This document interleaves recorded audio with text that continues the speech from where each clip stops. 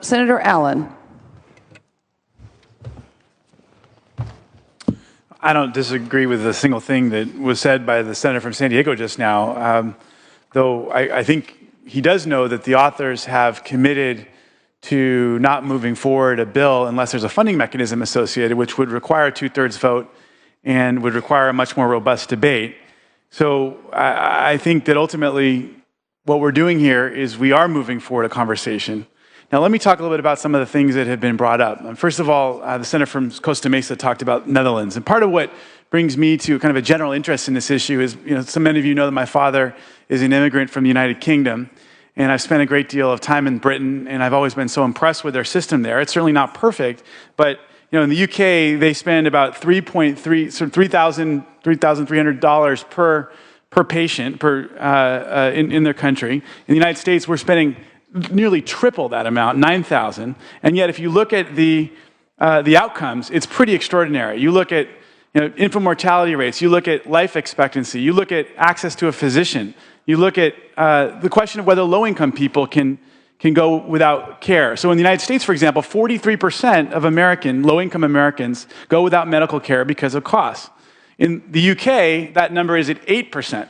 And that's part of why we end up having lower life expectancy here, higher infant mortality, less access. We actually seem to have fewer physicians per person in the United States than the OECD. We have fewer hospital beds in the United States than in the rest of the OECD, the rest of the developed world, even though we're spending so much more in healthcare costs than these other countries. Now, let's talk a little bit about how other countries have created their systems and what's different about what has happened in those successful countries and that which is in this particular bill as written. So first of all, take a look at the German system. This is a system where you've got providers and payers are private, but the payers are nonprofit. This is what's called a multi-payer system. It's a universal coverage system, but it's multi-payer. So in Germany, for example, there are 200 separate payers. Now, coverage. Now, one of the key things that happens there is that governments control utilization and cost through regulation. That's actually relatively similar to what most of us have, except for the fact that most of us are working with multi-payer, for-profit insurance companies to provide our care. And of course, we don't have the kinds of utilization and cost controls here. In places like Canada, as has been mentioned, that is a single-payer system. That's where the providers are private, but the government is the sole financier. That's moderately similar to Medicaid or Medicare.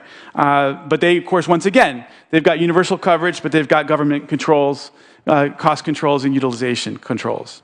In the UK, the government provides both the care and the financing. That's similar to what we offer our veterans through the VA, for example. There's a government-run system.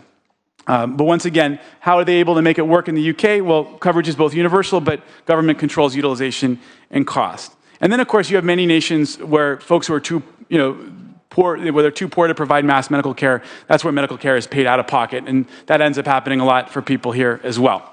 So I guess my core concern with the bill as written is that we all know that I think these models provide really good examples for us.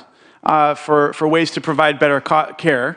But one of my challenges is that the bill that we have simply doesn't include adequate utilization and cost controls.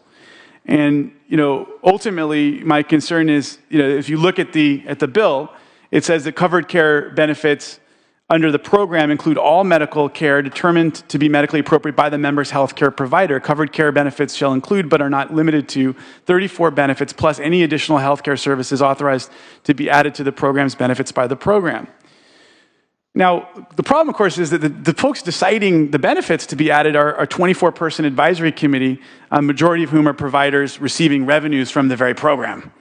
So I've got a serious concern about utilization and cost controls. I've got a serious concern about the makeup of this board that's going to be making the decisions.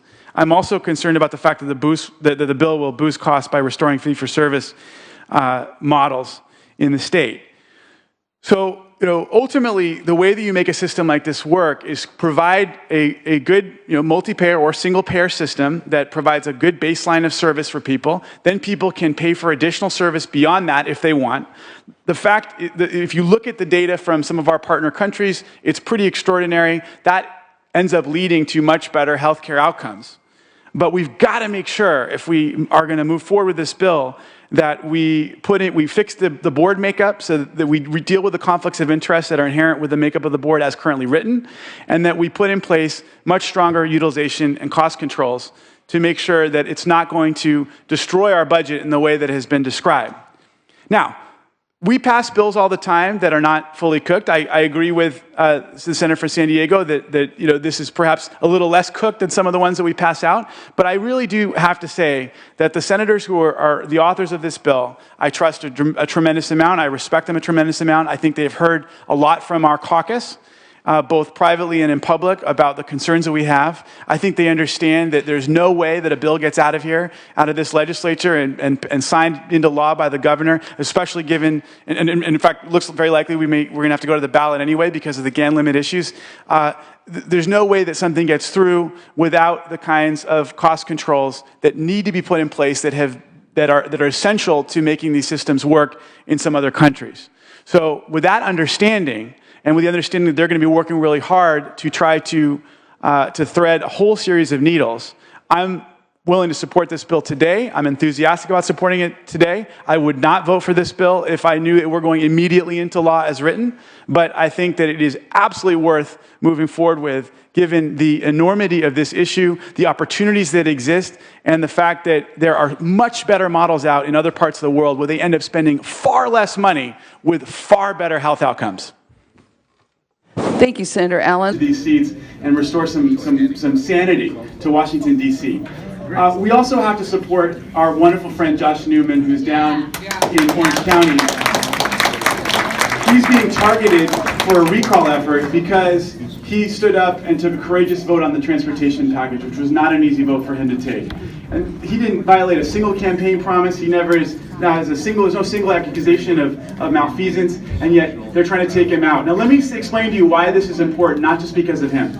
I am fearful that if he's taken out, and this very well may happen because they're trying to take advantage of the fact that the primary election is a lower turnout election, but if he's taken out, I'm fearful that will send a pall over the legislature with new attempts to try to implement bold progressive action. Things like the things you guys are asking for. What is it? With 562. Single payer. So the question is, will some of our Democratic colleagues who come from more challenging parts of the state, who are a little more skittish on some of the progressive issues that I know everybody here cares about, will they be willing to step up and be bold and take bold action with the rest of our caucus?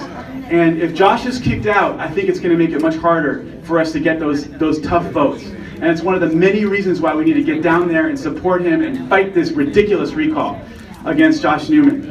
Because we've got so much to do. We've got to push back on the Trump administration and keep California's leadership role with regards to environmental protection. It's something that we're so proud of. I've got a bill to try to phase out polystyrene food containers so we can finally start protecting our oceans.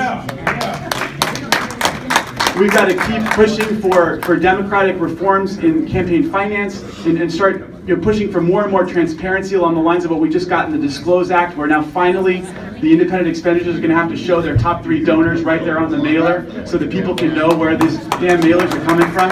We want to do the same thing with those petitions that everyone goes out and collects. So when you're just trying to go to the Whole Foods to get a little quinoa and farro, those are the 2 food groups in Santa Monica, when someone thrusts this thing in front of you and says this petition is going to save Western civilization as we know it, you ought to know who's paying for these petitions. Half the time the folks who are collecting the signatures have no idea who's paying for the damn things themselves. All they know is they're getting $6 a signature, so they're going to do whatever it takes to get your signature and make whatever promise necessary. So we got to get that passed too. We got a lot of work to do on healthcare. I know everybody here knows that.